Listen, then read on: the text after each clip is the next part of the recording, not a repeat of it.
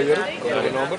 Nancy Leon, Puta trabajando, working, puta studiando in commercial. mi sta trabajando e studiando Ok. tutti dos. Qual scuola università Estou visitando BNB, Berensen en Brás.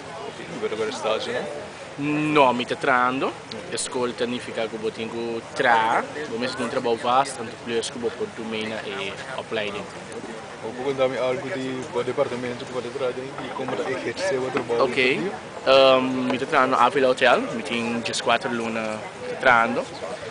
Mi departamento è un departamento vasto, mi sta trabajando all around, mi significa che mi cada beco che una persona libera o che un ente che non deve entrare, mi sta falmente in un lugar, che mi sta un all around, mi sta a Villa Hotel, che mi turcos mi porassi un tiki, che mi è sita mi gioco.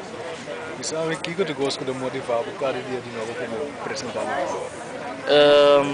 Bom, me siete andando se, a mi tu dire mi dobbiamo, bom, me siete andando se, para botar coque.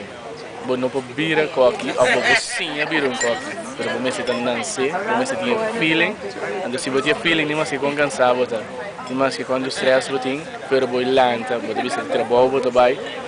Es maakt me sta direndo de mo motivar bo pode trabalhar e acelerar. E que é como por motivar por outro hobby não que está mirando nós no momento aqui. E no hobby não sobre também nós é adulto não que toca mas é motivação para não estar quando importa de estar na maneira Ok, lo que a mim tá nesse momento aqui tá sempre ser positivo, então um curso principal. Para todo job que você bisa, se você beber doctor, se você beber vegetariano, dierenarts, of número op que você beber, coque of waiter, você tem feeling para o trabalho. Se você tem feeling para o trabalho, isso aí logicamente te custa vai bom cubo. Então, custo principal. Tá sempre contente, então, começa. Se você está contente, te custa vai bom na vida. Obrigado e pronto nós estamos bem. Thanks, yeah.